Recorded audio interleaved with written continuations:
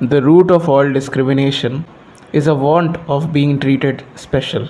Let's take an example. In the current education system of India, we know that some female students are treated as special by many male teachers, and vice versa too. So, what should be our response to that? What should be the response of those who aren't treated as special? Their response should be to obliterate that system of preferential treatment and bring everyone to equality, so that papers are checked unbiased, so that results are announced unbiased, so that positions are not granted based on favoritism.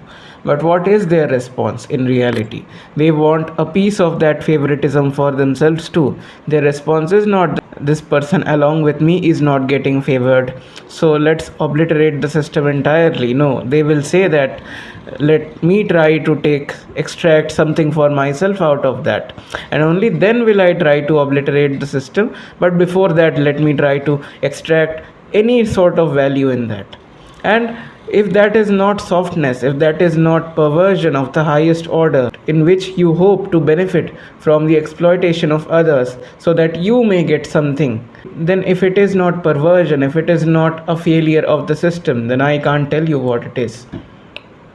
Because it is the system's failure, that it has pitted students against each other so much that they have stopped to recognize wrong when it is wrong and right when it is right, and do not have the courage now to speak up against wrong.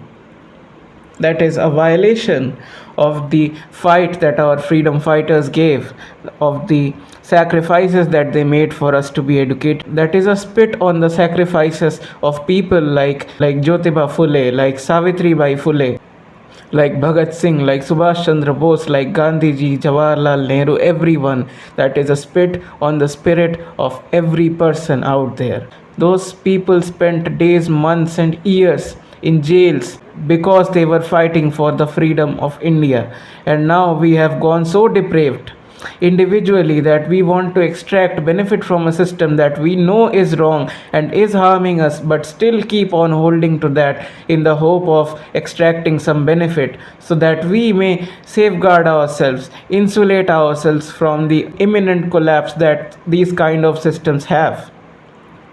That is moral degradation of the highest kind. That is a degradation of the entire functioning of society. We have gone from community to competitiveness. And while competitiveness is not wrong when it is done in the right spirit, but when it is done as a means of survival, then it becomes a poison to the entire society. And first of all, it devours the children who do not know what to do when the adults have deserted them, but they can't leave the world either, so they keep on fighting each other instead of the system that has devoured them whole and will keep on devouring them whole unless they act in accordance with each other, taking in consideration the benefits of each other, the harms of each other, the harms of their own selves, instead of just trying to benefit them alone and neglect every other person's well-being.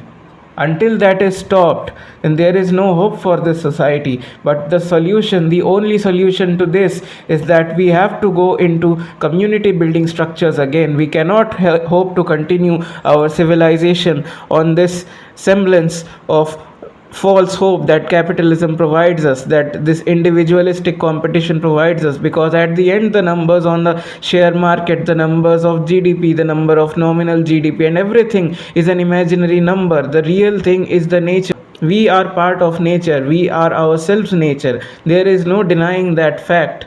And unless we recognize that fact and build policies centered on that, the poor will continue to suffer, and a few billionaires, a few elites will continue to rip off their backs so that they can build profits. And the key motive of theirs is not profit, it is control, which I will explain in a later video. But for the time being, this is the message. The source of every discrimination is the want of preferential treatment.